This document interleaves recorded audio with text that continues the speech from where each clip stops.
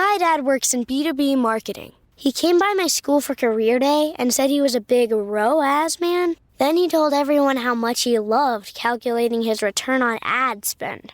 My friends still laugh at me to this day. Not everyone gets B2B, but with LinkedIn, you'll be able to reach people who do. Get $100 credit on your next ad campaign. Go to linkedin.com/results to claim your credit. That's linkedin.com/results. Terms and conditions apply. LinkedIn, the place to be, to be.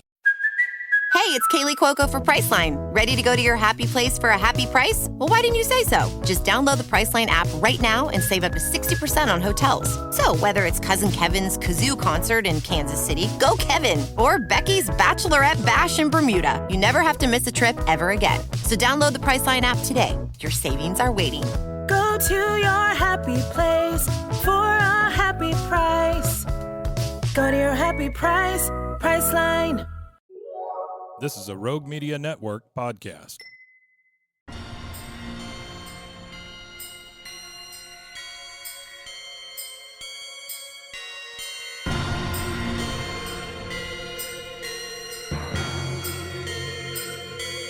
BooBaes.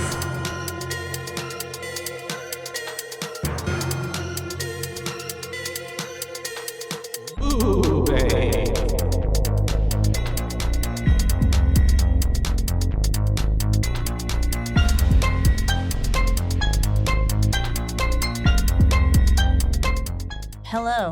And hi. And welcome To hell. to house. Whose house? My house. Hell's house. Hell's house. Hi, this is LLC.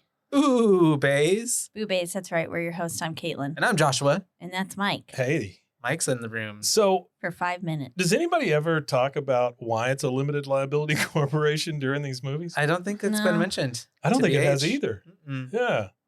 I think we should have. Maybe it's because him and Mac went into business together. Yeah. So I they think made we should it have a LLC. prequel that is just about forming an LLC. That's a horror movie in itself. It That's is. right. I just did it. Did Yeah. you? Yeah. For what? For your Love clothes Lady. thing? Yeah. Oh, yeah. Yep. It's a lot. Is Sloppy still around? Yeah. Okay.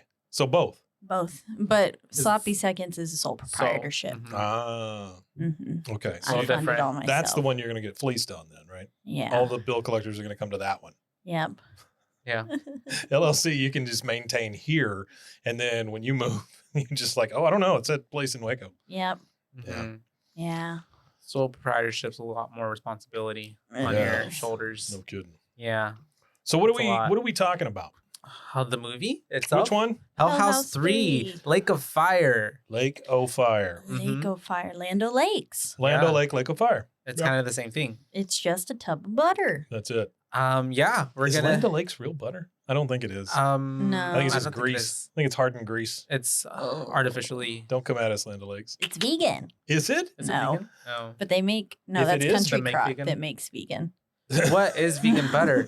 Because how is it butter? It's Because just butter grease, is man. milk. It's just grease. I don't know. I used it on my quesadilla today though that I made. It's mostly leftover car oil. That makes Yeah. sense. They recycle it, turn it yellow, Hmm. put it in a tub. That's what Priuses are for. That's right. Yeah, dye number yellow. Prius That's is why I number dye egg. them, Dye yellow drive number five. them. Yeah.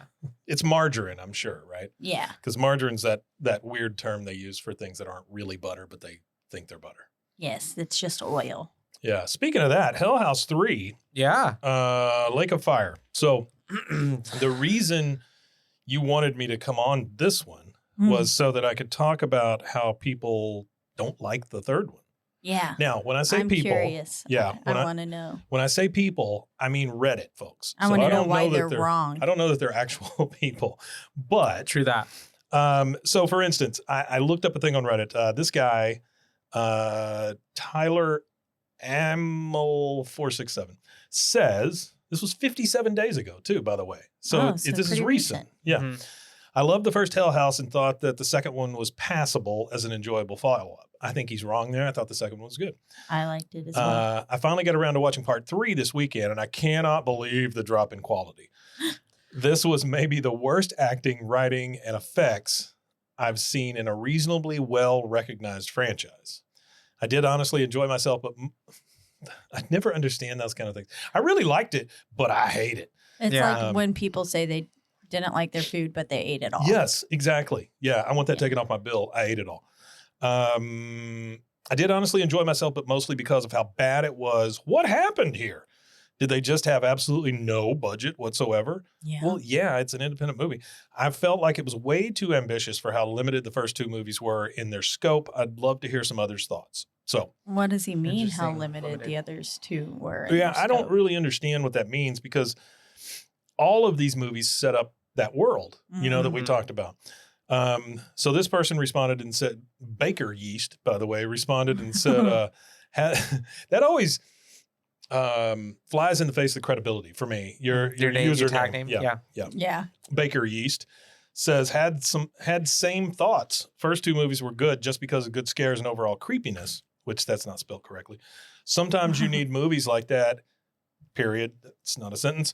In third movie, I guess he said, they tried to explain the story and what happened to the characters without any scares. The story and characters weren't interesting at any point of first two movies. Again, with the grammar. Maybe they should read it out loud without to themselves. well, they don't have anybody in the basement with them to read it to. Yeah. Without scares, there was no point for this movie. Story was stupid and acting was bad. Was that you or me? Sorry, that was me. That was Tully. That was a That's bodily. coming right in. That was a Yeah. bodily reaction to that review. It made my acid reflux act up. So last one I'll read. Yeah. This Mr. White 42216. So big Breaking Bad fan, I'm sure. I personally found part 3 to be a vast improvement over 2. Oh.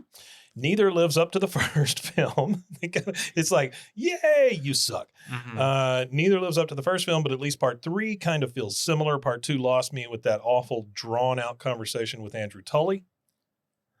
It's like this isn't even found footage. I agreed, but at some point you got to get out of the found footage thing. Yeah. In their universe anymore. This is literally proof in the paranormal that the entire world in their universe can view. The third movie ends crazy, but I found it more like the first with creepy stuff going on in the background more often and not blatantly over the top crap. Plus, the acting in part 2 was easily the worst in the trilogy by far. Okay. What So- kind of review is that? It was like, It's I not love a it, good- but I hate it, but I love it, but I I hate love it. I hate it. I love it. I hate it. Please kill me. Yeah.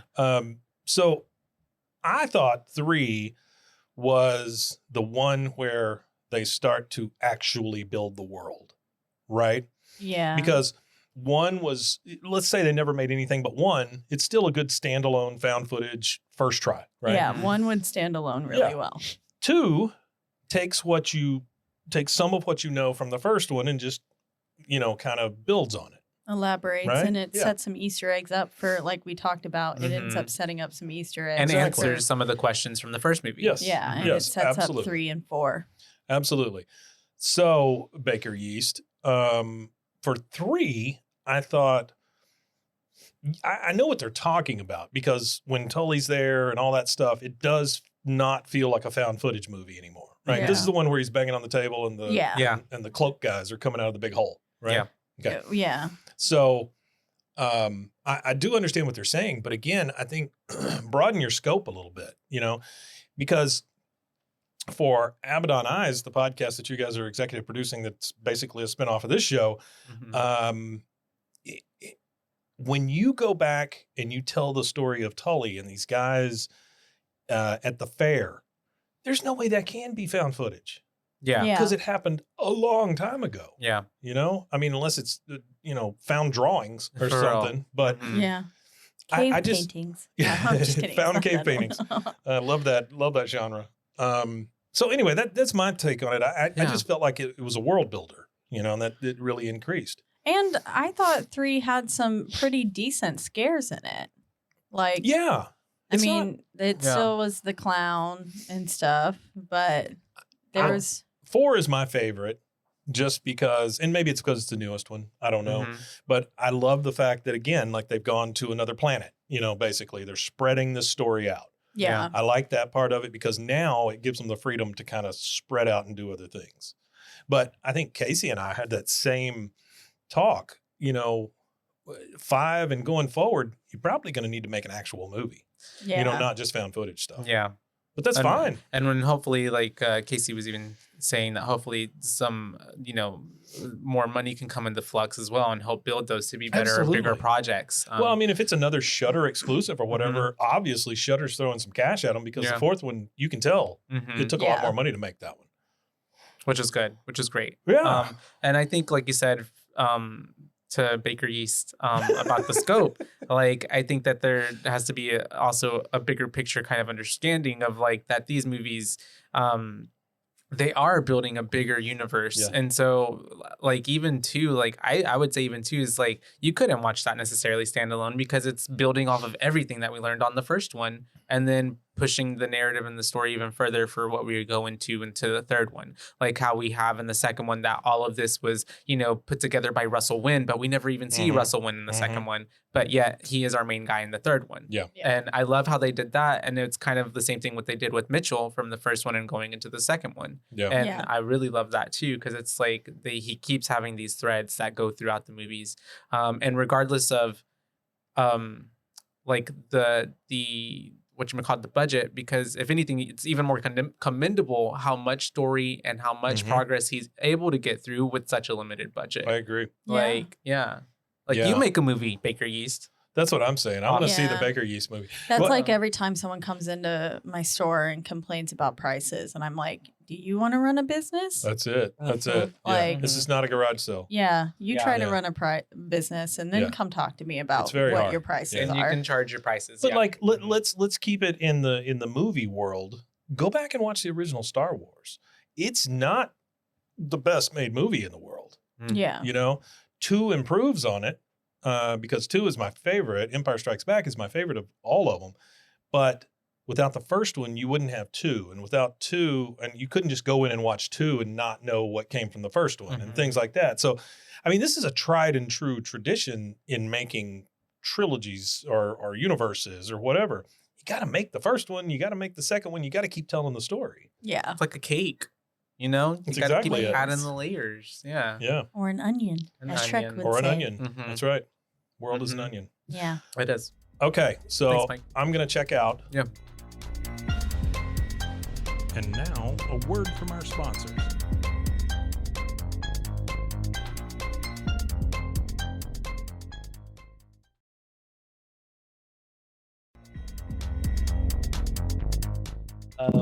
And so just like that, I think it'd be great to segue into our opening of the film. Yes, we're talking about, if you haven't garnered, I don't think did we officially say Hell House 3 at the beginning. Lake of Fire? Yeah. Okay. 2019 is when this film came out. Also directed and written by Stephen Cognetti. Yes. And yeah, it's Friend of the podcast. And yeah, we talked to him once. He probably immediately forgot who we are. Like, do not know these No, people. he probably remembers me as that one bitch who interviewed him and hadn't watched the 4th film. No. I mean, I doubt, but I mean, I feel like that's really understandable, though. It had just came out. It's not like this is like, And I'm it's a busy been life. out. You are, and you own like 5 businesses, and you run a podcast. Busy. So we open up with some information on our, of course, beloved Abaddon Hotel. It was finally going to be condemned and burned down and like, yeah. It was set to be demolished. But it was purchased. It was purchased by Russell Wynn, who is this it's basically like an Elon Musk type of guy, I guess, or a Jeff Bezos. Supposed to be like a really rich dude. Rich entrepreneur type. Yeah. Who is into theater. Yeah, very much so. And and 9 years have passed since the original Hell House crew disappeared. It's been 9 years. And it is a year after what happened prior with the Morning Mysteries and the Insider Investigation mystery people. Yeah. And he is the richest man in the country. They did say that. So yeah, he's the richest man in the country. Not even just a rich man, but the richest man. And he, like you said, is in theater. He's producing a show, has produced a show called Insomnia. And it's really popular. It's really lucrative or whatever. And he has decided that he's going to take the show and take it to the Abaddon Hotel. So that's pretty much where we kind of enter in on this third chapter of the franchise. And the whole, it says with our little typeface and everything we get, it says the following documentary is trying to retrace the events that happened on October 1st, 2018. So it's kind of setting all of it. Eventually later on, we get like the morning mysteries footage from September 13th to August 2nd, 2018. But everything happened October 1st this time. Yeah. It would have been kind of fun had it happened again on October 8th. Yeah. Yeah. But that's old news. It is. We're switching things up. Yeah. With our third film. And we have it going into this is where we learned that Vanessa Shepherd is taking over from Susie McCombs. Yes. Because something happened to Susie McCombs. Did we ever get a mention of what happened to Susie McCombs? No, I think she just like retired or something. She just went she was young. Yeah. Retired from the show. Yeah. She just left. So now it's up to Vanessa Shepherd. And we get to see Robert Lyons again, the author of Abaddon tapes. Yes, the beard dude. Beard That's what I dude, like to call him. From beard the first guy. film. Yeah. And we're asked, he's giving more of his, what's the vibe? What's the word I'm trying to look for? Like, I think Mike mentioned it on the last episode, or on the episode we were talking to him about how he was really like giving very like, I forgot what he said. It's like, well, if you believe that would happen or something like that. He's very ominous and very funny. He's just funny. Yes. But then he's kind of explaining what happened at Insomnia, but without really explaining it. Yeah. Yeah. And so we then, I guess, cut to Vanessa Shepherd and her team meeting the cast, right? Yes. Yeah. We open with Gregory, who plays Faust. Yeah. And they're basically asking them questions about the production. Yeah. And then what they like about the Abaddon Hotel, if they like anything about it. Gregory's kind of like, what? No, I don't like anything about this hotel. This place fucking sucks. It's worse than high school theater. Yeah. Kind of thing. But Wynn is playing us pretty well. Yeah. So that's kind of our first mention. Stick around. And that gets brought up a lot of times throughout the whole film with our cast members. They also get asked if they aren't disturbed about what has happened here prior in the Abaddon Hotel. And a lot of these cast members like don't have really the slightest clue of what has happened here. And most of them haven't even seen the documentary of like all the footage that has basically been taken here at the hotel. Except for Max. Yeah. Because Max, who plays Mephistopheles, is like, seen it. I own it. Yeah. And he's definitely seen all of it. And he's like kind of in on the lore and stuff behind it. He's like, he's really excited about like being at the bar and like saying like, the last time people were here having drinks was when the Hell House crew 9 years ago was blah, blah, blah. Yeah. And all that stuff. So Max is pretty in on it. And you can tell he kind of believes it, but also doesn't, to a point that he's still there. It's like he definitely feeds on and loves, like, I feel like the dramatics of it. Like, I feel like he definitely doesn't feel like it's real, but he definitely feeds on like the stan culture of it, if that makes sense. Yeah. Like, he's a fangirl, but he also doesn't believe, like, he thinks it's all a hoax, I think, still. And like, he loves that. Like, he's in on it. Like, he's in on the joke. So that's why he hypes it up more, I guess. I don't know. But there are some moments in the film where he seems pretty serious about it, though. Like when Gregory asks, like, what do we do if we catch a ghost on camera? And Max is like, good question. Like, and it seems like he's legit, like, serious, like, oh, that is a good question. Like, why the fuck is everyone else laughing? He's kind of like the second coming of Paul. Yeah. If that makes sense. He almost looked similar to Paul, too. Yeah. He's got that lighthearted energy to him. Paul is Jesus now. He is. And we are, getting all these separate and individual cast, crew, little member we meet interviews. Jane. You already mentioned Greg and Paul, not Paul. Max. I think that's it so far, right? Yeah, that's really on the cast part. Yeah. And then we end up, I think this is where they start to set up the morning mysteries. Yeah, and well, why they're filming. One point too, Max is like, he does say, to go back to a little bit to what we were talking about a second ago, Max does say. Hang on, I'm sorry. Yeah. I don't normally interrupt these things. Yeah. But we just got confirmation that Tully's gonna do an interview. Ah! Whoa, So that's Andrew Tully? freaking awesome. That's so cool. Neat. Literally. Okay. We're gonna get breaking news.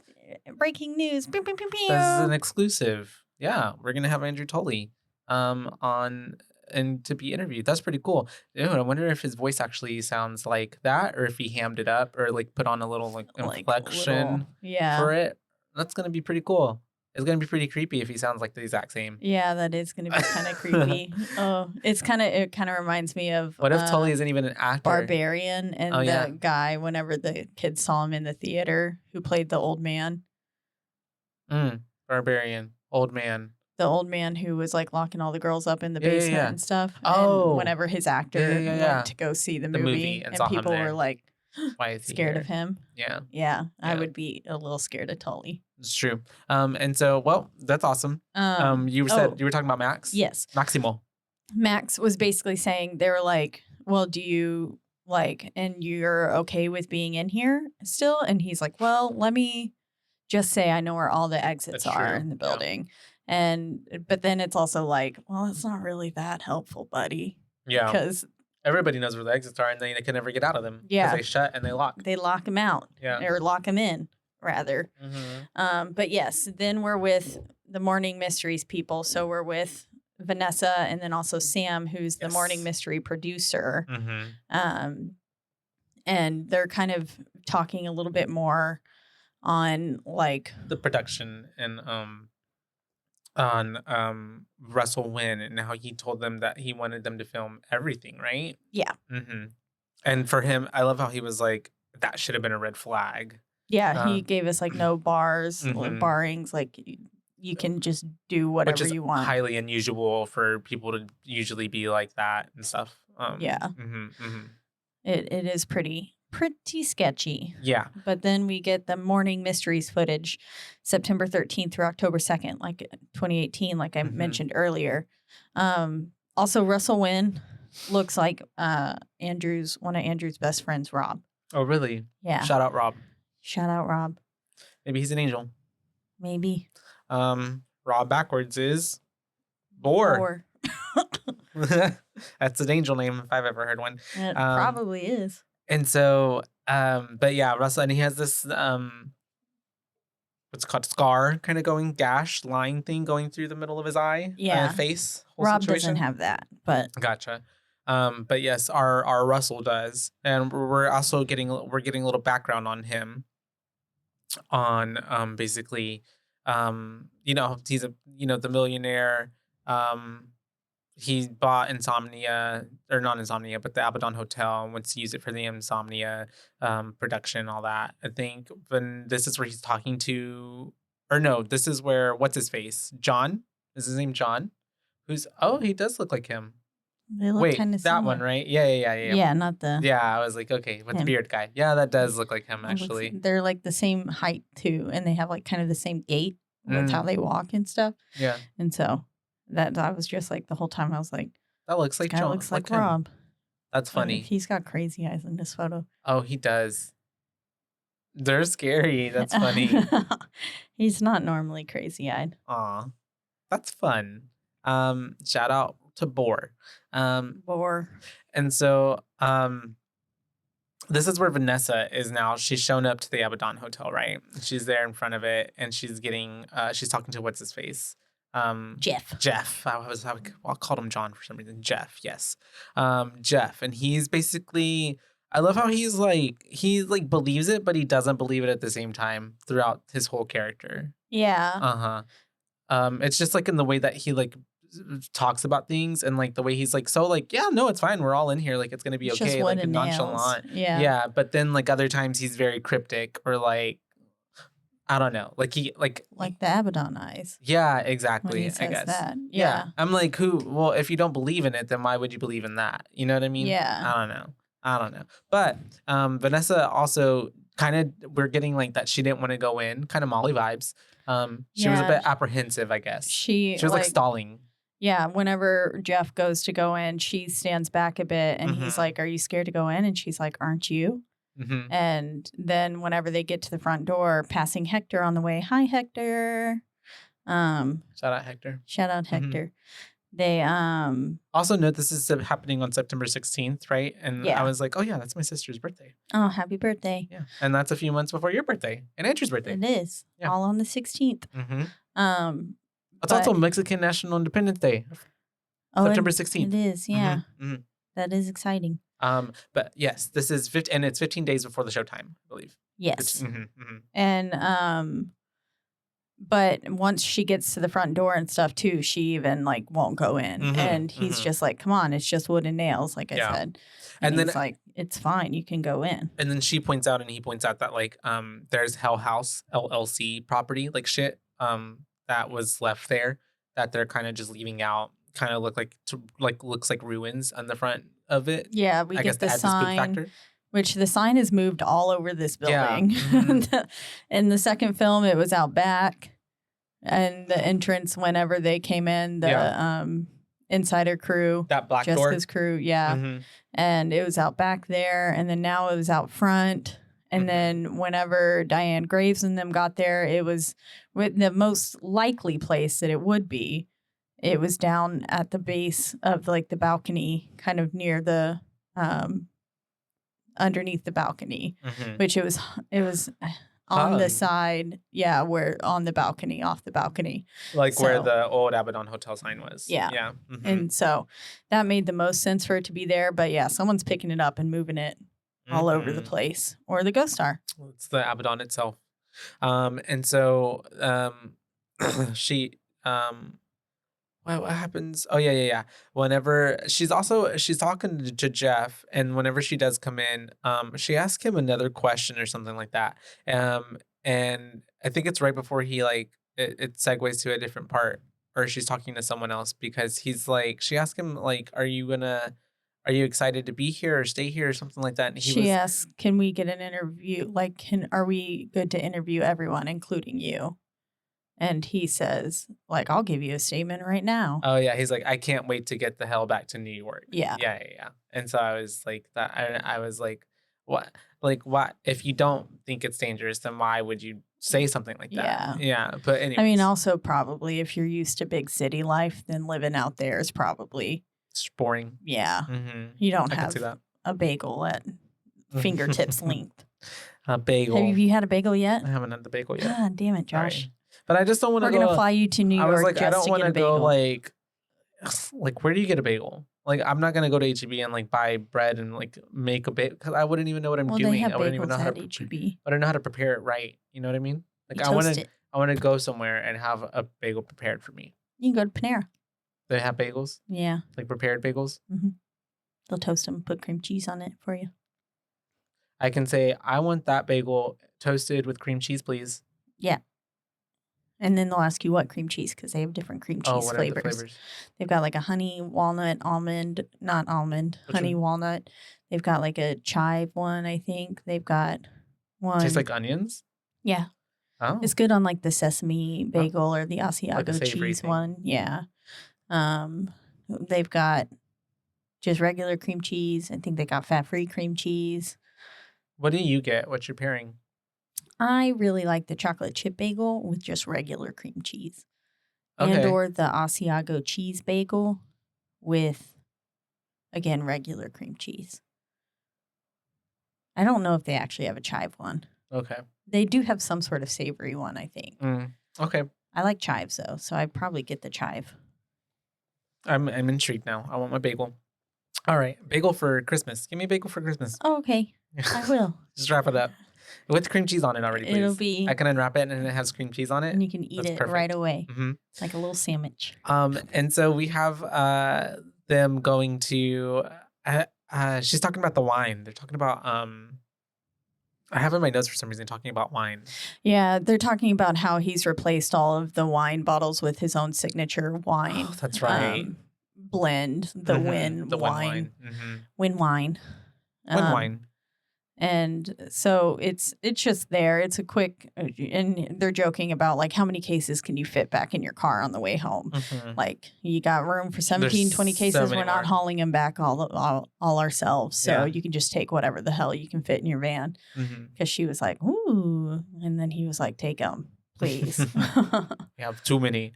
And then the power goes out.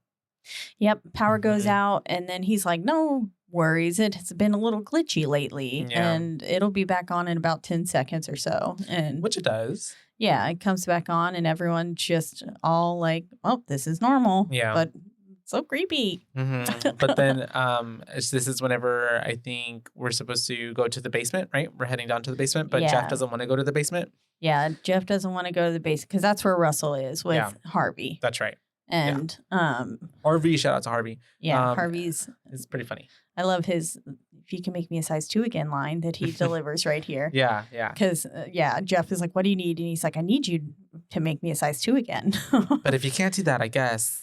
It's funny. Harvey is very funny, very sassy. And so we have, I think this is the same part too, where they're on their way to get to the basement area. Yeah, he's going to go drop her off. Heaven. Yeah, heaven, which Jeff is like, this is pretty literal the way Russell has it, but this is what he wanted.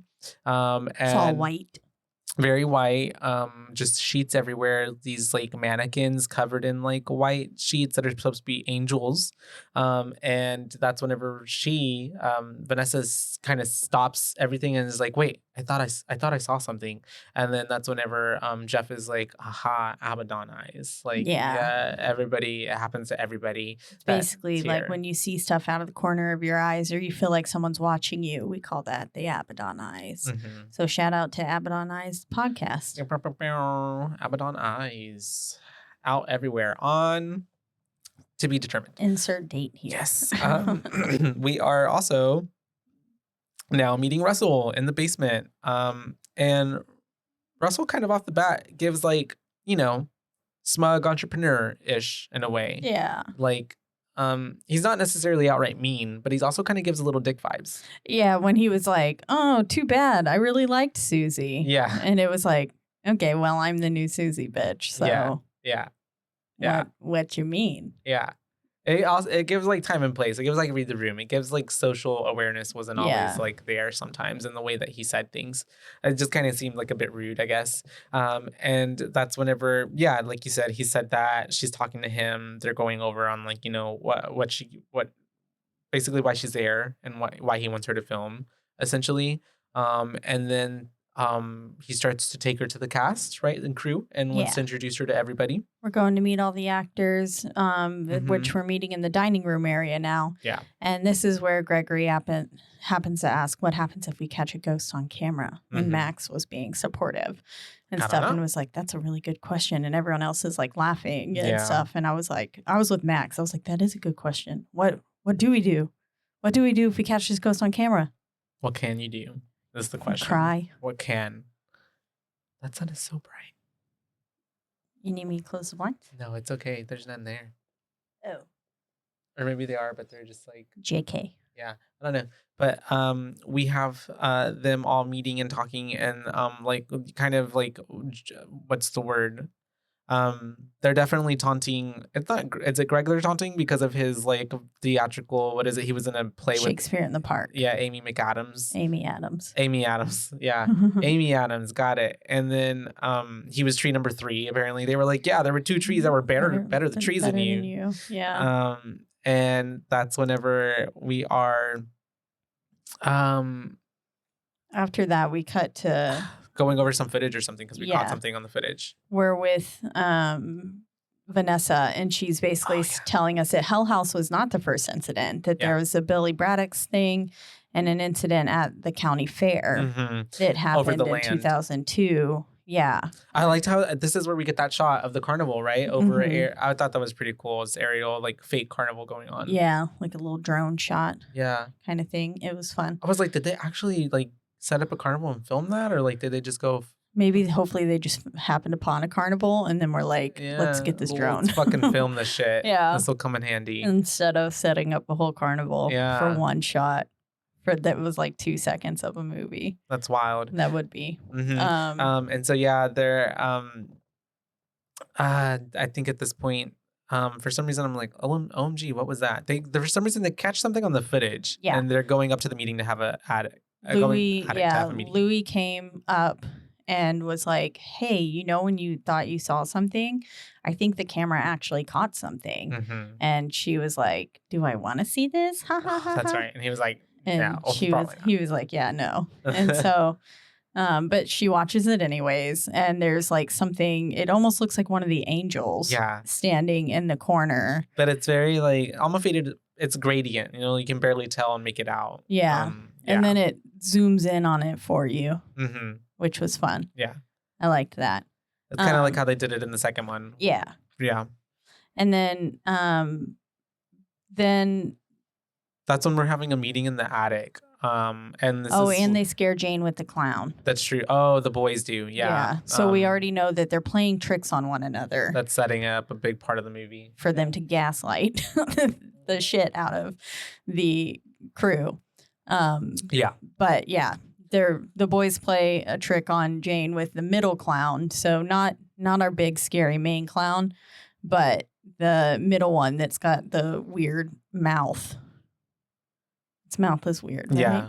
It's more colorful. It's the colorful clown. That's what I call it. It's the colorful got clown. Like scary teeth. And then the black and white clown. And then there's the other clown. Yeah. The other clown. And then whenever it talks about the Poor other clown. Yeah. It's the middle child, I guess. It didn't get kissed. It didn't get nothing. It's the Michelle of the Destiny's Child. Oh, You know what I mean? And then obviously we know who the Beyonce is. Yeah.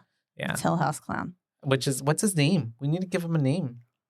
I don't know. There was I know, yeah. We follow Hell House Clown. Speaking of, right there. Aw, there he is. It's the official unknown biography. I don't know what his name is. Maybe the fans can come up with a name. Kind of like how Pinhead wasn't really Pinhead. But I found a not private Stephen Cognetti account. Did you? That's cool. I followed him. I wonder how I found the one that I found. Yeah, I don't know. Maybe it's not even really him. And so we end up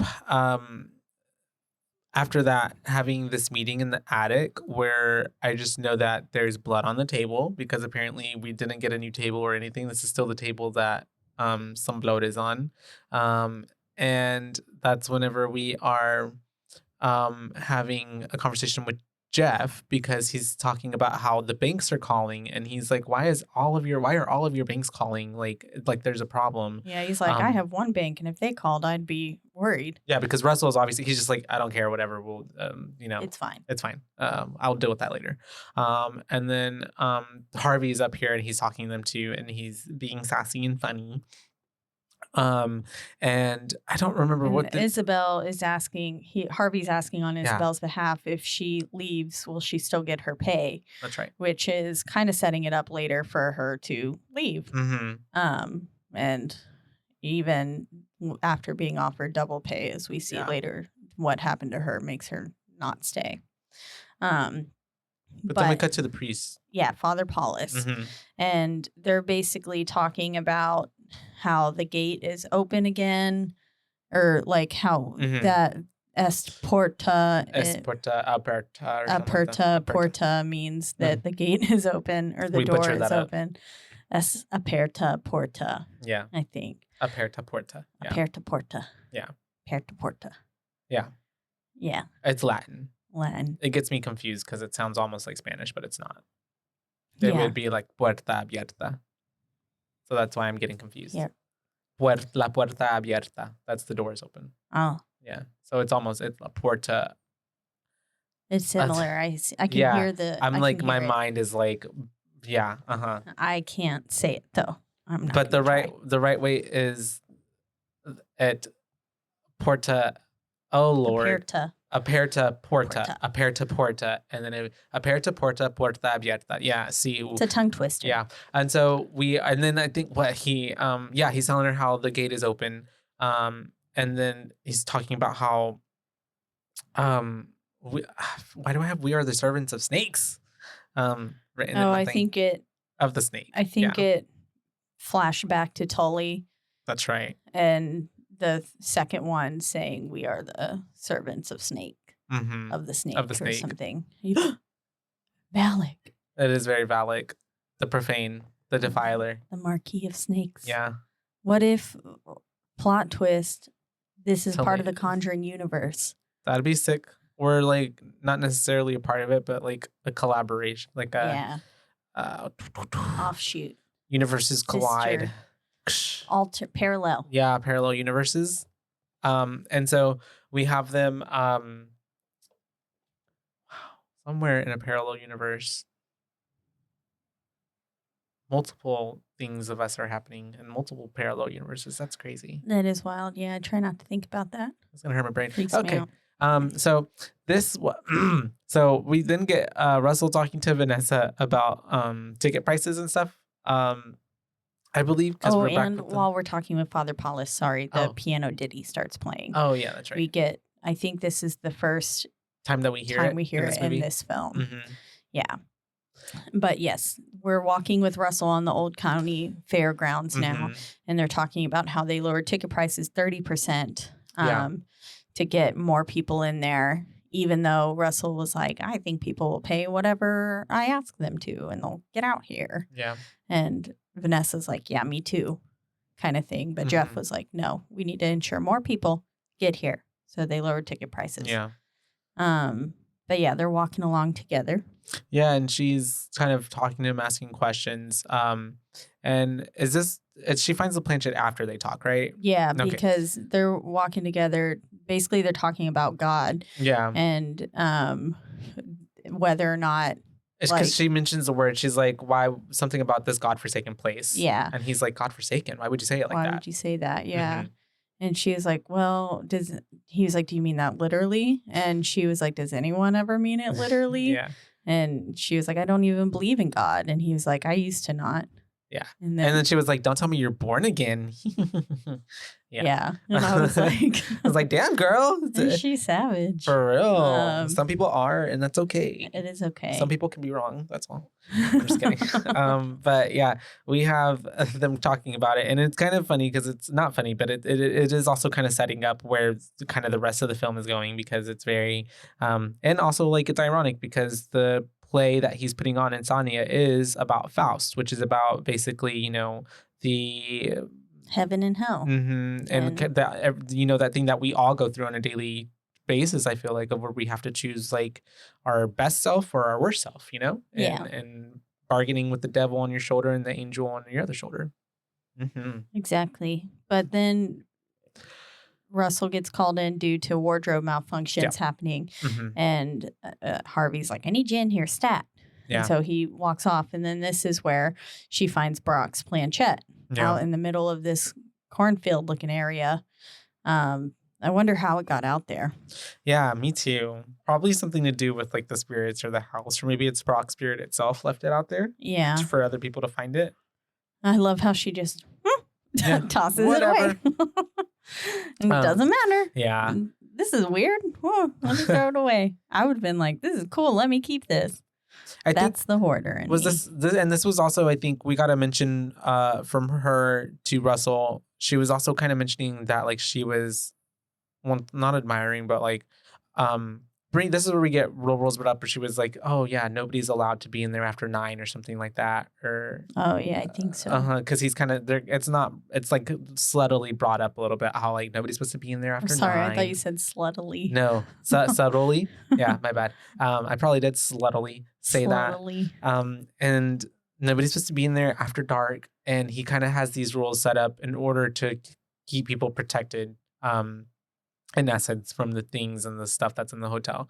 Because then we cut to, after they're having, she finds the planchette in the conversation, we cut to the cast rehearsing for the show and discussing Faust and discussing like, I think what's her name? Jane is the one like mid scene where she's like, wait, I don't get it. Like, what is his what is the... What exactly are his doubts? And do I share these doubts with Faust? She's getting really into her character. Yeah.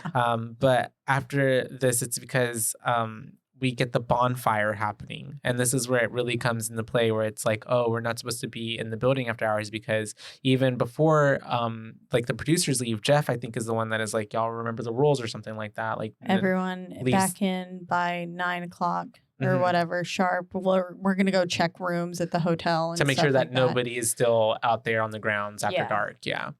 And basically, we just have the cast drinking around and daring one another to go into the basement and go into the basement and then come back basically for free drinks. Yeah. And that was it. And I'm like, no cash, no nothing. Or what? At first, wasn't it 500 or something like that or something? Yeah, but then it got down to just like a beer. Drinks. And then it got down to just Jane just wanting to do it because she was just like, oh, fuck it. I don't believe it. Yeah. Uh-huh.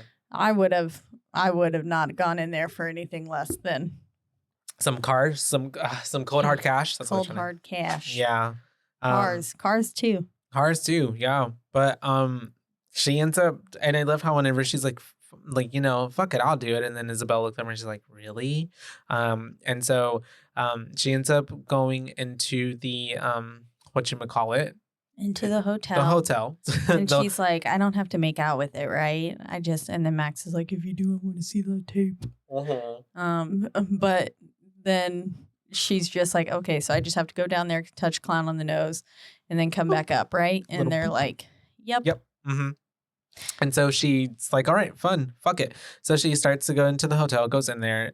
We start to get in through it. And I mean, it's kind of fine for right now, although we are kind of getting like the little glitching in the camera. And like, so it's like, oh, we know this is already starting to be like, something's off. And then she ends up going into the heaven. And I love how she just like looks at one of the angels and she's like, Razzmatazz. And I was like, what? I rewound it because I was like, what? And I put the captions on. At that point, that's when I was like, why am I watching this with no captions? So I had to put captions on. And I was like, she did say Razzmatazz. I was like, what is the point? But okay. Yeah. It works. Really weird. It was just her character. And then she ends up, after she says Razzmatazz and turns around, like 2 seconds later, we start hearing the piano in the background, and she's like, "Wow, that's weird." But she doesn't even. She's like, "Stop it, guys! I know it's you." And I was like, "Ooh, it's not the money." Yeah, she goes past the bar, and I think this is whenever she is in there, kind of stops for a little bit, and she turns the camera on herself and is filming herself, but obviously she can't see the little monitor thing, I guess. So she can't see all the people behind her. Yeah, all the ghosties. It was the Hell House crew. Yeah. It was definitely Alex and Mac. I saw them for sure. Yeah. And then I think Sarah was there too. It was very like dark, but yes, they're behind her. And so she ends up then proceeding to go to the basement.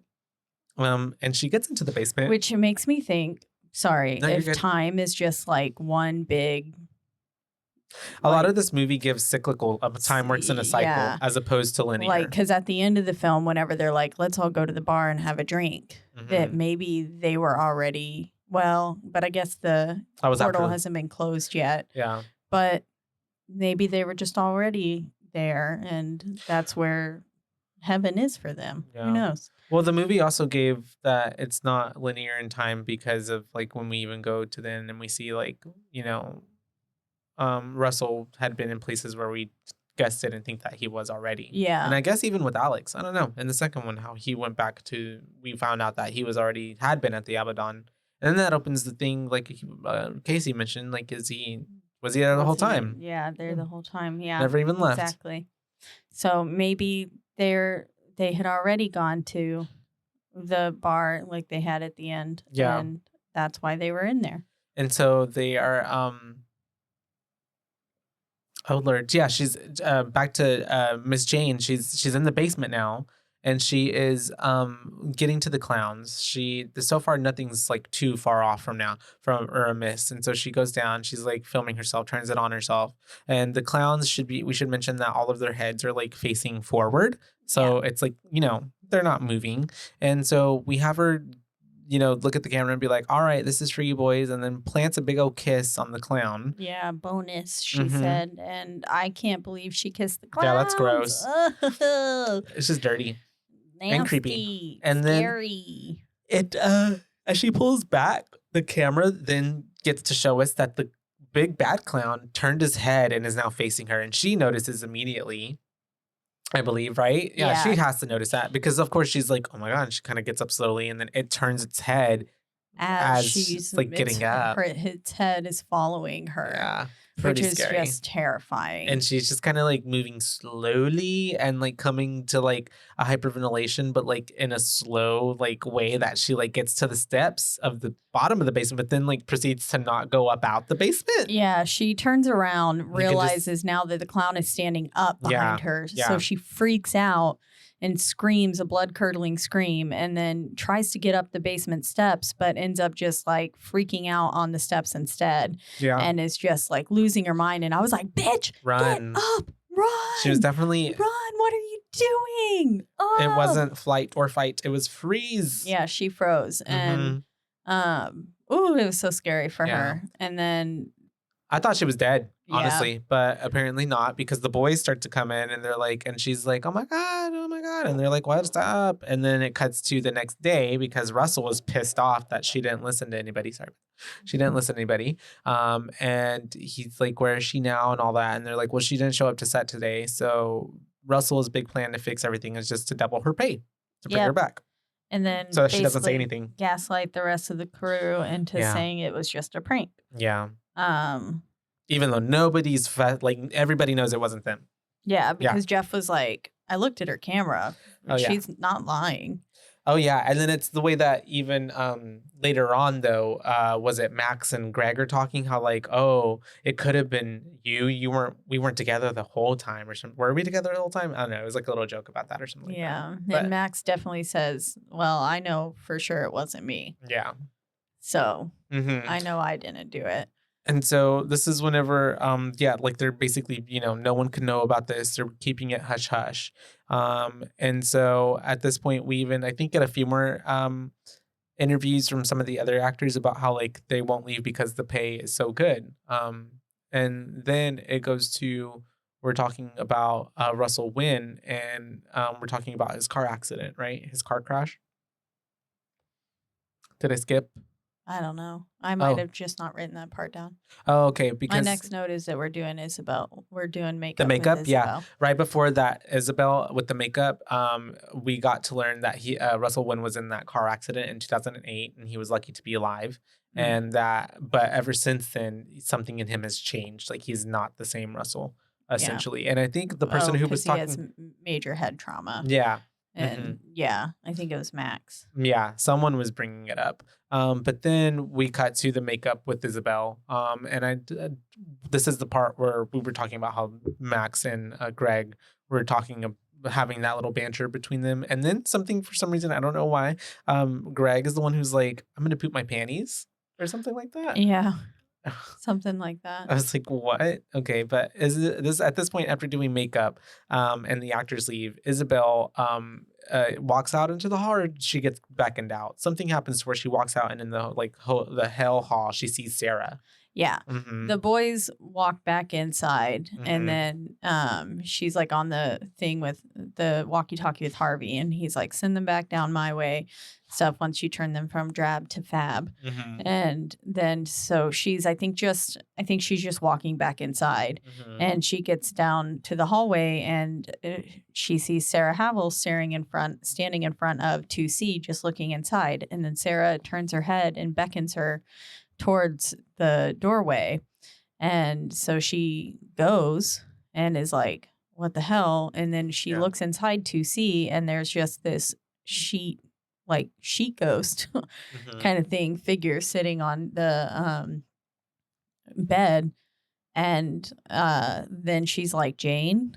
Yeah. Thinking it's Jane, playing a joke on her. But it is not Jane. 'Tis not Jane, because then she gets locked in there with Sarah. The door slams shut, and then the sheet is gone. And then, disappears. we get a flash of like Sarah in the corner, and then Sarah's like right up in her face and is like, rah. Well, she doesn't actually say rah, but it's very much like that though. Yeah. And obviously Isabel is freaked out. And then that's whenever we have the next day, I believe Harvey, Jeff, and Russell are talking about it. Right? Kind of in the same way that they were talking about Jane, but this time Isabel is not coming back because she's not taking the double money. She's like out of here. She's does not stay. And this whole time Harvey's like kind of spitting facts because they're like, well, we can just spin it as Isabel was tired and stuff. And he's like, I've known Isabel for years. Yeah. Like there's no way we can just say that she was too tired to do a gig kind of thing. And he's like, Hell House didn't listen to the warning signs and now we aren't either. He's like, maybe we should really shut this thing down. And everyone else is like, absolutely the fuck not. Yep. But Harvey was the only one speaking sense at this moment. And then that's whenever they get interrupted by Vanessa and she's like, hey, sorry, like I know this is kind of important, but by the way, we have Isabel's camera and for some reason the memory card is missing from it. Do y'all know like what happened to it? Yeah. Where's the footage? Yeah. It was so like random. Yeah. And I was like, girl, maybe not the time. Time and place. Yeah. But I mean, they probably don't want that footage to get out. They took it out. So it's very heavily implied that like it was like we took it because then they don't like answer really they're just like, well, we don't know. We'll have to get on top of that. Basically, that's what Russell says or something like, oh wow, like we'll just have to find that, I guess. Yeah. And then that's whenever we cut to our cameraman. What was his name? Lionel? Louis. Louis, yes, Louis. What a name. Louis. He went to go get some shit because he needs to fix his camera or something like that, right? And he leaves Vanessa in the room. Oh, well, first we see pictures. We see Isabel's Instagram. Oh, that's right. Yeah. And we learned that she was posting pictures and that in these pictures that like for some reason she didn't notice, I guess. Yeah. Before she posted them. I was a little confused about that. The one with Mac. Yeah. I was like, okay, I could see that. Like her not noticing that one. Yeah. But the one with Tony down there at the base of the basement, I would have been like, who the fuck is this? In my picture. Yeah. Yeah. And then the one in the attic with Alex hanging in the background, I was like, what? Especially if someone's hanging. How do you not notice this? Yeah. Maybe she just thought they were props. Maybe. Yeah. It could be. And then we see that they were in the picture. So it's very, very strange business happening. But after that, we have them, Louis going to get something and leaving Vanessa by herself. And she ends up hearing something. And she grabs the camera that Louis usually films with and goes into the heaven area. And that's whenever she ends up seeing Jessica, I believe. Yeah, she finds Jessica in the corner. And it's like it really kind of leads you up. We're going through heaven and stuff because we're sitting there and you're kind of expecting something to pop up in the hallway behind her as the camera's just kind of sitting on her.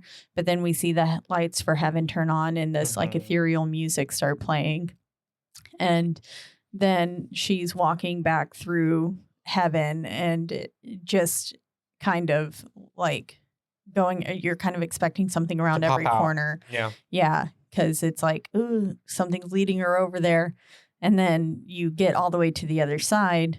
And then, back behind like another half wall or something is Jessica standing there.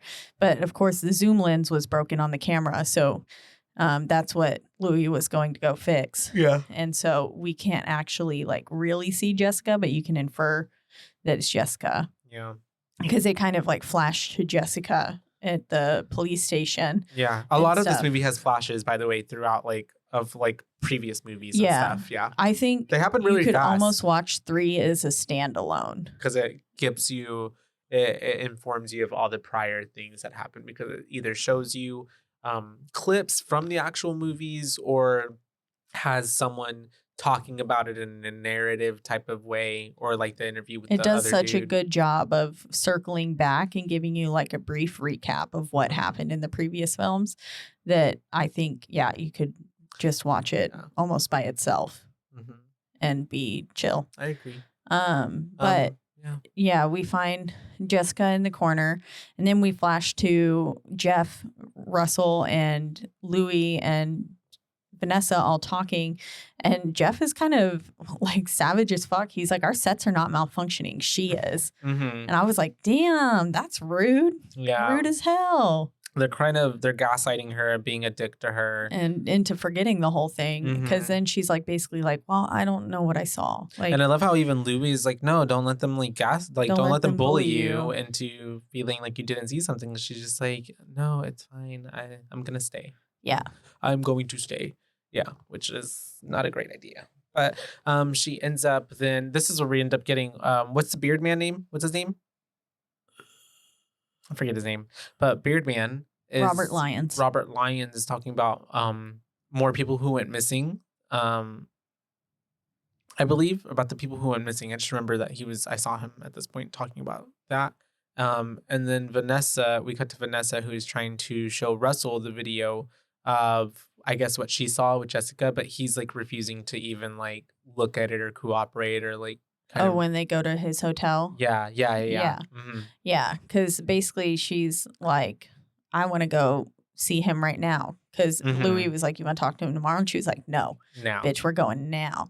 Yeah. And so they go to his hotel and because she can actually prove what she sees, what she saw. Yeah. And she's like, you need to let your staff know. They're in danger. Let them know what they're getting into, kind of thing.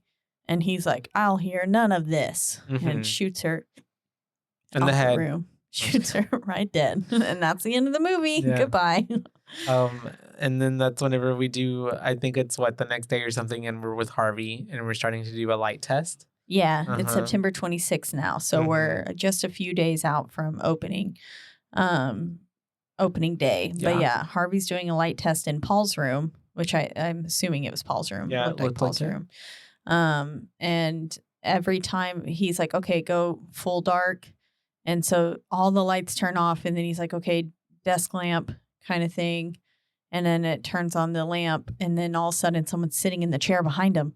And you're like, oh, freaky. Not again. Yeah. Someone's coming to get him. And then he's like, okay, full dark. And then it goes dark again. And then it's the red lamp. And the red lamp turns on. And now she's standing. Yeah. And then you can see her kind of inching slowly towards him as they then turn off the lights again. And then his face is illuminated just because he has the camera on him. Yeah. So you can see his face. And then all of a sudden you just see these little like fingers creep up around his neck. It was so creepy. And then just touch his neck. And he definitely feels it. And he's like, what the fuck? He's like, lights up, lights up. Yeah. And he's kind of looking around. And I love how fast he's to be like, oh my God, but then be like, well, I guess it was nothing. Yeah. Let's do it again. Let's run it again, you guys. Yeah. I was like, no, something just touched you. Yeah. That's so scary. And so Harvey dismisses it, and then we start to do the test again. And then after this, we go to, I believe, Mr. Gregory, talking to some fan or someone at the hotel, right? Yeah. We're rounding the corner with Jeff and I believe Harvey. And they're overhearing. Yeah. Or Louis. Maybe it was Louis. Cameraman, yeah. And Jeff for sure is there. Yeah. And we're rounding the corner and they're about to turn the corner whenever they hear Gregory talking. And so they're just kind of like, I think at first they're kind of like, oh, he's got a fan. Like, let's just hear this out kind of thing. And we hear Gregory talking with this individual and she's just like saying, she's praising him basically. Yeah. Like, oh, good job. Like, oh, I love the confidence kind of thing. And then he was like, yeah, I just can't wait to get back to the city. And she was like, oh, silly. You're never leaving here. And he was like, what? And then she's like, you're all going to hell. Yeah. And then that's whenever, because Jeff is over eavesdropping, he's like, this is weird. Let me go in and save my buddy. And he's just like, hey, what's up, Greg? And then as Greg like turns around and they turn back to look at the table, nobody's there. Nobody's there. But he's saying that she had somewhat dirty blondish hair with a gray t-shirt and jeans. And they're saying that it sounded like Sarah Havel. Yeah. Havel. And so he's like, what? And they're like, yeah. And they're like, what? And so it's a little weird. And then that's whenever we cut to Russell and Oh, this is where we're talking about Russell and Alex, kind of comparing and contrasting them both together. Yeah, Vanessa's saying they're both that had a bunch of enablers around them, right? Yeah, but the comparison stopped because Russell knew what was coming opening night, and Alex had no idea. But maybe Russell Alex did have an maybe. idea. I feel like he did. Yeah. But very much it's giving so like Russell deliberately knows what he's getting everybody into. And at this point in the film, if you can't really, you're also like not really knowing exactly what Russell's motives are at this point. Because it's like, is he good? Is he bad? I don't know. What does he want? Yeah. Because you're just kind of like, huh. Because it gives Alex in a way, but also not Alex in a way. Yeah. From the first movie. Because we understood Alex's motives in the first movie. And this one, we understood Alex's motives to an extent. We knew like, well, because it's his business and we want it to work. He wants it to work out, right? Obviously. But in the second one, we obviously learned he needed it to work out because of financial instability. But in this one, like, we don't necessarily like what Russell Wynn is just some rich dude and he just wants to put on a good show. Like, you know what I mean? Yeah. It feels like there's obviously, he's got a second agenda under there, especially what we've been learning about. So like with that thing about the banks and stuff earlier, it's kind of foreshadowing stuff that's about to happen. And so at this point, we are with the whole cast and crew. They're at a bar for dinner, right? Trying to get some grubs, some drinks, kind of like a bonding time, which we have in every film, essentially. And it's the same old bar that Jessica and her crew went to, right? Yes. Yeah. And it's now September 30th. So it's one day before opening night. And Russell ends up showing late to this dinner. Yeah, of course, fashionably late. And he comes up and, you know, they're all just kind of shooting the shit. And he's like, you know, wanting to get dinner and stuff. But then they're like, sorry, our kitchen closed at 10:30. And he's like, okay, I'll just take a really pretentious wine. And then it was like, sir, rolls. you're in a dive bar. For real. He's like, the dude's like, I don't think I have any Le Chateau anything, but I got some Pinot Noir. Yeah, he's like, I've got the Wynn Merlot. And he was like, no, way too overpriced, which is his own wine. Yeah. And then they're like, he's like, I'll just take the house red. But they're sitting there. Vanessa starts to kind of interview him, like, about what he thinks it's going to be like. Yeah. And he's like, and then he says the line, you know, because she's like, oh, you're out here amongst the people and stuff. And he's like, yeah, I got to spend some time with my crew because after tomorrow it's going to be hell. Yeah. And I was like, very foreshadowing. Dun, dun, dun. And then he ends up, you know, eating he asks for the rolls and stuff, and it comes out with the wine, and that's whenever everybody starts eating his rolls and stuff. And it's not my no credit to me whatsoever, but and like, you know, looking up stuff for the movies and stuff, a lot of people pointed out that this was a direct reference to like Jesus and breaking wine and breaking bread with his disciples. And that's what it was supposed to be a reference to. Yeah. It's because he's, you know, like an angel, you know, in a sense. And so he was breaking bread with his disciples. Yeah. Wow. Who he all saves. Yeah, exactly. He saves them all because they all die, but he sacrifices himself. But he, and then saves their souls. Yeah. And saves them from being stuck in the hotel for forever. Wow. Now we all pray to Russell. For real. And so we have Vanessa was mentioning how they're sold out for the first week, and he's like, yeah, it's really great. And then that's when he brings up like, you know, actually, I have an idea. I really think for the opening, and like, you know, I think y'all should leave. I don't think y'all should actually be here for the opening. And she's like, what? Like, we've been filming everything. Why would we not then stop at like not film the you opening? gave us full access. Like, we want to be there for that. And he was like, you could just film the dress rehearsal and get the same idea. And she was like, no, like, I want to be there for that. Yeah. And then basically at that point, he kind of gets up and he's like, no, you should come a different night. Yeah. And then he gets up to leave. Yeah. But you know, he's barely halfway out the building, and she gets up to go chase after him. And she's like, you know, Russell, stop. And she gets to him and she's able to like whisper something in his ear, but then he looks at her and reverse. She's like trying to, you know, be like, why? Like, what's going on? And he whispers something in her ear, and she's just kind of left there and then looks at the camera like, yeah. We don't know what he even told her. No clue, but it gave her the idea to go talk to Father Paulus again. Yes. So she is they're going to talk to Father Paulus. Louie's asking her, like, what the hell's going on? And she's, like, not answering at all. And basically Father Paulus rolls up and they're like, hey, are you receiving money from Russell? And he's like, yes, basically. She tells him that it's off the record and puts the camera down. And then they're like talking about the portal to hell, basically talking about. And we get to see his feet the whole time, feet and legs. Yeah. And yeah, he's talking about the portal to hell. And he is telling her how Russell asked him to, after the, opening night, to liquidate all of his money and to give it all to charities. Yeah, to suitable charities. And Paulus also says that Russell's carrying a large burden. So hinting that Russell's possibly doing something that's bigger than himself, just like Jesus was. Yes. And so turns out it wasn't off the record because the bitch drops the story the next day. Yeah. And trying to get Insomnia shut down or get the crew freaked out enough to be like, why is he liquidating all of his assets? And be like, and once the story drops, they're like, are we still getting paid? Like, what's going on? They're rightly freaking out. Yeah. And that's whenever Jeff is like, you know what, guys, like whatever Russell's doing has nothing to do with like the production money company and like you were all getting paid. Like, don't worry. Yeah, but Jeff runs upstairs and is like, what the fuck is going on, Russell? And he's like, it doesn't concern you. And he's like, bitch, I'm the COO. This does concern me. And I was like, it does concern him. Yeah. That's true. It does.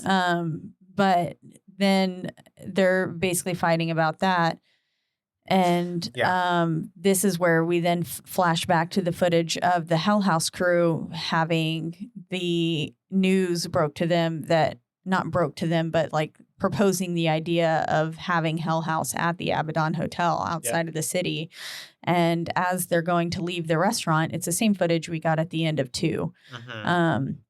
As they're going to leave the restaurant, we pass a booth, and who's sitting there? Russell Wynn. Russell Wynn is sitting there the whole time. And then we flash to Jessica and Molly sitting in some other little diner thing. And then as they get up to leave, Russell passes them on the way in. Yeah. And so Russell's been there the whole time, like throughout all of this, which is pretty wild. The other Tully, like, you know how Tully's orchestrating everything and pulling strings on one end. That's what Russell's doing on the other end, apparently. Yeah. And so he's kind of been here throughout the whole time. Also, right before the unseen footage was shown, I love how whenever Vanessa and Russell were the last people in the room, when they were like, she was trying to get him shut down, he like puts his hand on him. He's like, nice try. And so, yeah, it's now opening night. We have Russell, like it's at the beginning, like, hi, welcome everybody. It's, come to Insomnia, and giving his whole spiel. And that's whenever battle our innermost demons. And that's when we have everybody going through with the mask on, like, what's it called? Like, masquerade party, basically. Yeah, like they just got all little white masks, like the Blue Man Group, but with a white mask. Yeah. And so then that's whenever they're going through it. It's pretty much like a walkthrough play. You're just watching Faust and this whole thing go on. As they walk throughout the building, yeah. And then at a certain point, they enter into this, like, I forget this, like, place where you have to come around the corner, and the clown pops up. Big Daddy Clown Boss pops up out of nowhere and freaks everybody the fuck out. And I believe even because we're following through the perspective of POV of Vanessa, right? Yeah. And her Louis, the cameraman, and I think even them are like, that's not. They're like, what the fuck? Yeah, what is that? That's not doing there. That's not supposed to be here. Yeah. And so then they end up going through there, and that's whenever, I think we have what's his name is looking at the cameras. Is it Harvey? Yeah, Harvey's up there with some other woman who we never really get introduced to, and Jeff. And they're like, someone's in 2C. And they look on the cameras, and Andrew Tully, who we know to be Andrew Tully, they don't know it's Andrew Tully. Andrew Tully is like flashing up on the screen and kind of glitching in and out. And then basically we kind of cut to Russell going up into 2C himself. Yes. And go check it out. Russell goes in there and then ends up seeing Tully. Yeah. And is like, who hired you? And then Russell, basically Tully's like saying that Russell's role is complete and that we will all enter the lake of fire together. The beast time has come at last, is what he says. And I'm assuming Russell's probably like, the fuck? Yeah. But also probably this. Like, he's definitely, I think, playing dumb at this point. Yeah. He's like playing dumb, like in a way where like, I know what I'm here for, but don't necessarily know all the facts, but you just kind of confirmed what I needed to know. And I guess I'm supposed to take you down. Yeah. You're the bad guy. Yeah. You're the person I've been waiting for. Yeah, basically. Yeah. And so then that's whenever, and he's also playing into Tully because Tully at this point believes that everything's going according to plan. Like this, Russell was supposed to bring everybody, and now we're all, this is it. All these souls are going to go into the lake of fire. So many more people. Yeah. And so this is whenever we have then Tully going out into the main audience area because Max and Greg are still giving their big, dialogue and act going on, but then Tully just comes out and interrupts it. Yeah. And I love how Max was very like, "Oh, who are you?" Yeah. And then Gregory immediately was like, "Who are you? God damn it! Like you're messing up my show," kind of thing. Because we know that he's the one who's very full super of serious. his work. And then Tully's like, there is no God here, or God is not here. Yeah. He's like, I don't bargain or something like that. And then that's whenever we have we have then Tully grabbing Greg's eyes and head and gouging them out. Just a good little squish. Everybody it breaks out into pandemonium. We are freaking out. Everyone is like, what the hell? And that's whenever we have, basically all the cult people coming out in robes and starting to murder everybody in the building.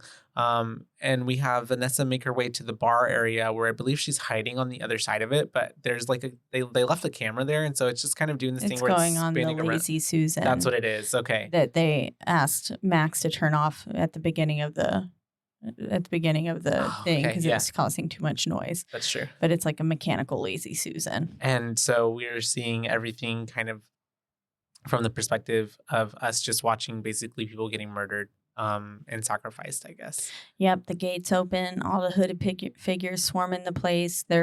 Some people make it out, but the hooded figures get out too. Basically, it's a massacre inside the bar. We watch like people get their throats slit. We're watching just one other one like inches way down the abdominal area of some person. Yeah. And then you're watching like people outside get yanked out of their cars and stuff. So like they made it out of the building, but they're not safe. Yeah. And stuff, which was wild. The Lake of Fire is firing on all cylinders. You know, it's basically, what we were told that this would be a hell on earth, essentially, is the opening. And so, this is all happening. It's super crazy. We have then Vanessa.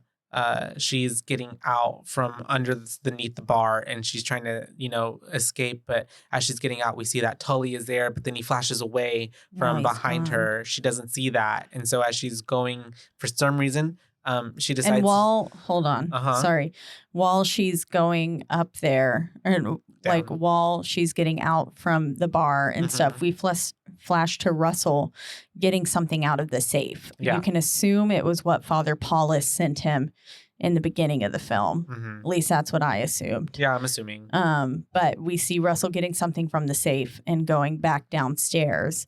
But then, we see her making her way downtown. Yeah, I almost said that you said that. I almost said it last episode. Yeah. Because you said that they were making their way down to the basement. And it made me think of that. And so she does make her way down to the basement, unfortunately. I guess there's not really many We also options. see Jane get dragged off screen, Oh, yeah, too. we do. Yeah. So we watch Jane die. But then, she's like looking at the basement. And then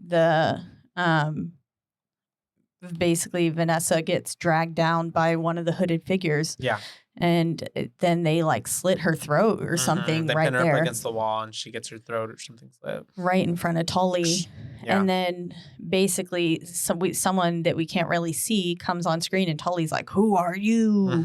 Kind of thing. And is asking to, and basically is like, you can't do anything. Like No, the lake man. of fire is open. Yeah. And but then we see that it's Russell comes on screen and they start fighting each other and the lake of fire opens or like the ground splits and hell is coming out of the floor. And it's very quick. It happens so fast. But, you know, in their little arm tussle, the whole building starts to collapse in on itself with them inside of it. And as soon as that happens, it's just kind of like we cut to news footage of like, you know, the Abaddon Hotel and their coverage of how it caught fire and it's but all staff and crew were found safely in the cornfields behind the hotel. And Jeff, then we flash to Jeff and Vanessa sitting there like kind of going through the rubble and very aware of like what had happened. Yeah, because Jeff's like, I don't know what happened. And he was like, I thought I was dead.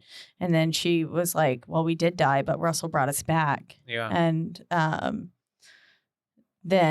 then we flash to an interview of them explaining that Russell essentially died twice and was legally dead for 2 minutes before during the car accident. Like they almost pulled the plug and stuff because he was legally dead.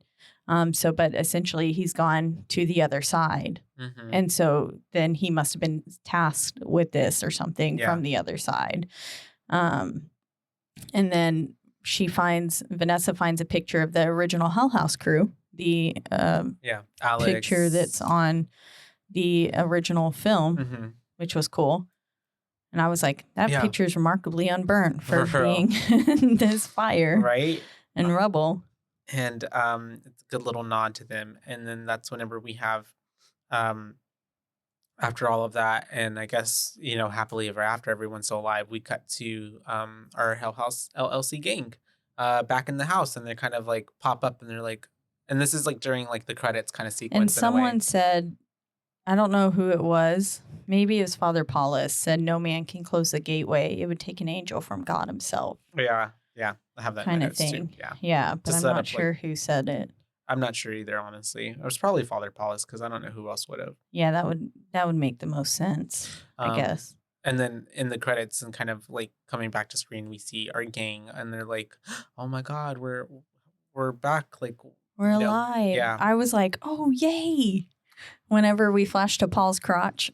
Yeah, and he kind of comes back up. That's right. I was like, how did that happen? I was like, oh, good. They're alive again. I was like, what? So everyone who's died in the hotel has been like rectified. Like they're all getting to come all and of their death is being reversed. And boy, were we played. We were, because shortly thereafter, Russell walks in and they're trying to leave. And he's like, none of you can leave. You died in the hotel. Like the whole hotel took your like soul kind of thing. Yeah.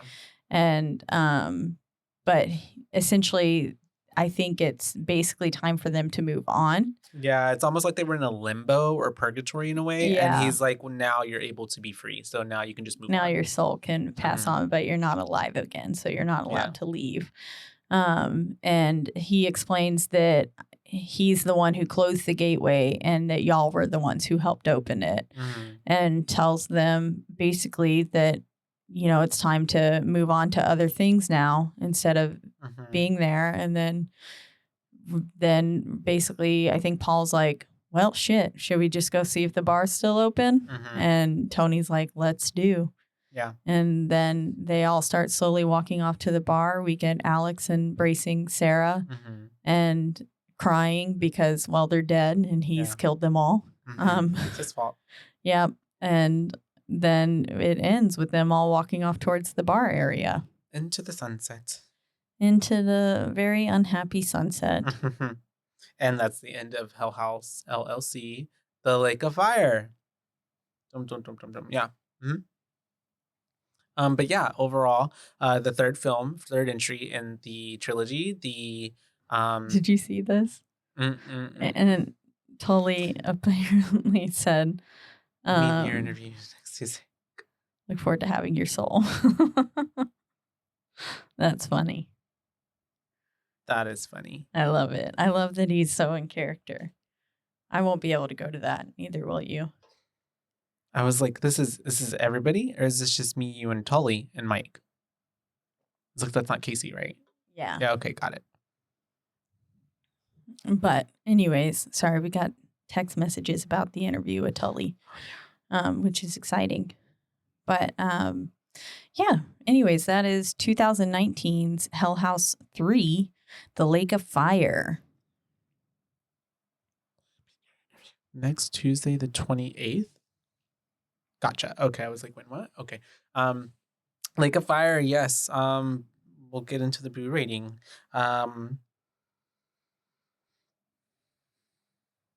Overall, I would say I'd probably give this one a lower rating than 1 and 2, just because it didn't necessarily give me the hype that 1 and 2 had. It was also done in a different style, almost.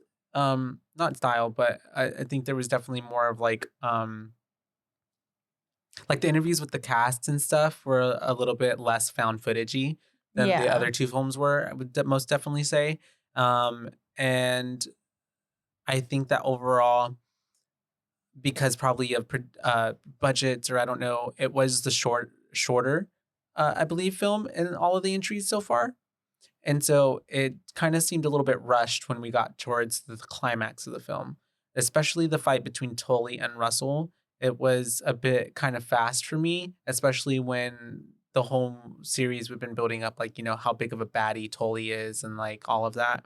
But it doesn't mean that it necessarily it still conveyed like its story and what it wanted to get across, like, and what was supposed to happen, I guess. Yeah. And how Russell, defeated Tully and saved the day and like yada yada. It took a divine intervention. But overall, I think some of the acting, like on the actors' parts, not the best. Like who? Like, I'm just being more like Jane and Greg, I guess I feel like on some parts, and even Isabel. Even though they were super minor roles, I guess because they were so minor, it almost felt like. See, their acting didn't bother me. No. Yeah. But we all know that I was bothered by Molly in the last film. I think their acting at So. times kind of bothered me more a little bit than even Molly and Jessica's at times. But overall, like, it was still a good story. I thought that it was a creative way to like keep it going and have this Russell Wynn come in, which if you think about it, it's kind of like, it was almost like, who's this guy? It's unrelated. That kind of seems out of left field, but then they were able to somehow give us like no, this is how he's connected, and because of this, and he's, an angel. But overall, I would say I'd give it a 4 over out of the 3, out of the 4.5 and the almost 5 that the other one's got. Yeah. Yes, yeah. A 4 is about where I was sitting as well. Mm-hmm. I think it was really necessary for it to be a part of this trilogy. And I thought it did a really wonderful job of capping off the trilogy and kind of ending Hell House or ending the Abaddon Hotel, so that way we could move on to the Carmichael Manor and explore that planet, as Mike would say. So I think it did a great job of really rounding out the story. And it did feel a tad rushed towards the end, which I said the ending felt rushed too, to me. But I still think it did a good job of explaining everything away. And Russell's character and like his role in everything and why he was so important during the third film really came into play in the last like literal 2 minutes, which was pretty cool. I like when a film will wait to the last second to tell you kind of everything, if it's even going to tell you everything. So I thought it did a great job with that. It did feel much less found footagey. You're right. It was much more documentary style. Yeah. But I still enjoyed that. I thought that was really cool. And I think it leads way to like what we were talking about earlier, for it to move forward to something that maybe is a little less found footage and to be an actual full-fledged production. Yeah. Traditional film. Which I would be fine. Yeah. We all know that I love found footage. It's one of my favorite horror genres. But I think I would be completely fine if Cognetti needed to step away from found footage to make a more full-fledged production. Yeah. I think that would be really cool, and I would be super happy for him if he was able to do that. So I agree. Yeah, I think an overall 4 from me. None of the acting bothered me. The story itself, I still really liked it. I just wasn't as intrigued as I was in the other 2 films until the last little bit where I was like, oh shit, what is going on? Like, what is Russell's role in all this kind of thing? And then it really getting explained to you. And then I was like, oh, that was cool. Yeah. I liked it. And maybe it's because 1 and 2 are very, like, they're more similar in their styles of the way they were shot and stuff. Yeah. That this does seem a bit of like a departure from the other 2. But like you said, it's not bad. Yeah. Departure is good. It's a little bit of change. It's a little bit of the same, but a little bit of new. Yeah. Yeah. Exactly. Do you have any funny facts? I have one. One fun fact. The show Insomnia is based on a similar New York City performance art show called Sleep No More, wherein guests move about in masks watching a series of vignettes played out by the actors. I don't know if I said that word right. Vignette, isn't that like a shadow or something? Yeah. Vignette, I know in a photograph, isn't it that like that? That's what like makes the corners dark or white. So I don't know. I'm pretty sure that's what that is. Yeah. But I don't know. But the show even switches themes from year to year the same way the fictional Insomnia was set to debut a show based on the story Faust. So that's pretty cool. That's the only fun fact that I have. But yeah, a solid 4 for Hell House LLC 3, The Lake of Fire. I thought it was a fine film. Fine film. It was a great way to end a trilogy that we've been like working our way towards getting more information and having like a good, solid finish to. Yeah, I thought it went really well. Yeah. What happened? Have you given your BooBaes ratings? Yeah. We just gave our boo ratings right now. Okay. I apologize because I've been texting back and forth with Brian David Tracy, the guy who played Tully. Yes. Yeah. I loved how he was so in character. Yeah, he was very much in character, and that's what I wanted to say real quick. So in texting back and forth with him, I said, thanks for agreeing to the interview. What would be a good time? Blah, blah, blah. I said, by the way, it creeps me out a little bit that I'm texting Tully, right? And so he answers, and he tells me what time and all that stuff. And he said, and don't be creeped out. We still have the ability to text from the Lake of Fire, which I thought was fantastic. And so I love it. That's so fun. I agreed, to the Zoom time and all that. He said, look forward to having your interview. So that is so funny. Yeah. We were laughing it was about fantastic. That. So I just thought I'd jump in once more and let you guys know that. Do you want to give us your boo rating? 1 to 5? 0 to 5? So 3, I would say probably a 3.5. And it's only because it's it's more diverse than the other 2. Yeah. And so it changes the style a little bit, but I think it was needed. Yeah. Literally that's our whole exactly conversation. What we just said. I think it's exactly what you guys were saying. Yeah. That's funny. All right. But yeah. And that was That's all I mainly got. my drawback too, was like, I guess in a way that numbers 1 and 2 were so much alike in style that this definitely feels like a departure. So it's almost like you have to it's like a new haircut, you know? You have to have a few days to kind of get used to it. How is the sun not making you blind? Oh, the whole time. Oh, the whole my time. God. I tried to close the blinds, but there are none. It's like Caitlin the Archangel or something. It is. Your head is lighting up. Yeah, that's rough. Yeah. I'm It's sorry, been gradually making its way lower and lower. Yeah, that's what the sun does. Yeah. But yeah, sure. Yeah. All right. It goes up. I'm it goes new back at down. this. I'm new at this. But yeah, that is Hell House LLC 3, The Lake of Fire, everybody. 2019. Look forward to us covering the 4th film by Mr. Stephen Cognetti, Origins, The Carmichael Manor. Yes, super excited to cover this film. It was really good when I watched it the first time, and so I'd be excited to watch it again with the lens of our perspective, notes and everything. Just real quick, I want to thank you guys for continuing to do this show. It's always fun when you guys come in. I enjoy talking about these movies with you. This is the moment Mike chooses to fire us. Well, no. And I just want to say thanks for letting me rope myself into this thing. And also thanks to being open to helping me out with the new show. Yeah, it's been because fun. there's nobody else in the network I would have chosen to do this kind of thing. Number one, because you do horror movies, but number two, because I like you guys. So. Yeah. Thanks. There we you like go. you too, Mike. We like All right, you too. 3.5. 3.5 and a solid 4 Best from I could. us. From the 2 BooBaes. Yeah. So that makes it like a 3.8. 3.8 Pretty for close. Yeah. Pretty close. 2019's Hell House 3 Lake of Fire. And like we said, we're going to be covering the other ones, and then hopefully stay tuned to seeing the launch of Abaddon Eyes, everybody, giving a nice little perking your ears up for that. And the wonderful interviews we're going to be hopefully having with all the characters and actors who played them so fine and well. Yeah. Tully's kind of forcing my hand to get this thing out earlier rather than later. Yeah. So, yeah. That's, I mean, Nice. I would say sometime in December. Okay. Yeah, Okay, we're yeah, sitting for in sure, you November, guys. so sometime in December. Fun. Looking forward to it. That's exciting.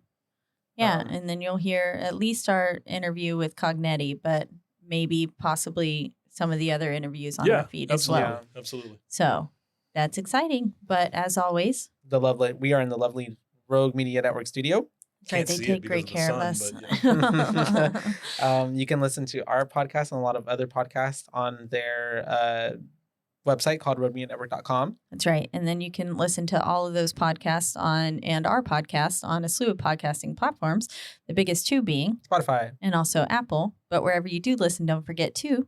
Rate, review, like, and subscribe. That's right, because that's the only way we can get ahead in this world. Mhm. And tell word of mouth, tell your friends, we're all going to join the Lake of Fire together. So Sure. tell your cult. Spread the word, Bird. We'll tell Andrew Tully, and Tell your then he'll preacher. tell people too. Tell the congregation, please. Spread Yeah. the word. Tell everyone at the fair. Tell everyone that we have cunty communion. Carnival. Yes, literally. And then if you want to reach out to us, let us know your thoughts on Hell House and the world that they're building and whether or not you like this film. If you're, what was their name? Stale Yeast? Bakery yeast. Baker yeast. Baker yeast. yes. Baker Yeast. Oh, That's for you too, Baker yeast. sorry. Their review was stale. So I thought. Ooh, Good one. little hot take there. That's good. Oh, we're Needed gonna a get little bit more time in the oven, it sounds like. Nice job. Yeah.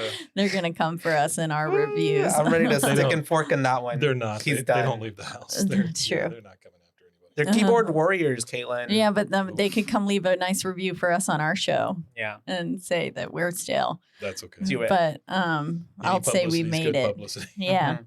But yeah, you can reach out to us on our one social media platform, which is Instagram, and that is at. BooBaes podcast, and that's at BOOBAES, because we're your BooBaes, not your BooBabes. That's right. And we'll stay tuned for Hell House 4 Origins. Origins, the current Michael Manor. It's a mouthful, but it's a good mouthful. It is a long name, but worth You gotta it. keep doing It's like that a good pop. indie song. Yeah, after the whole "we're your BooBaes, not your BooBabes." Yeah, I like that. That's a little Okay. signature thing you can start doing. Okay. Do it. Um, Okay. Well, because it's like it I just can't do because it. that's what it's like. That's what I feel like because you got to like have the in there. Yeah. The BooBaes, not we're the BooBaes, not your BooBabes. See, Okay. it just belongs there. Yeah, from now on. Okay.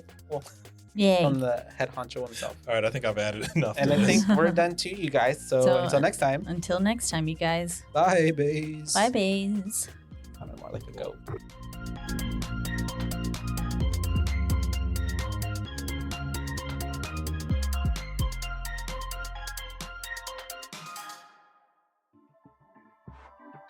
This has been a Rogue Media Network production.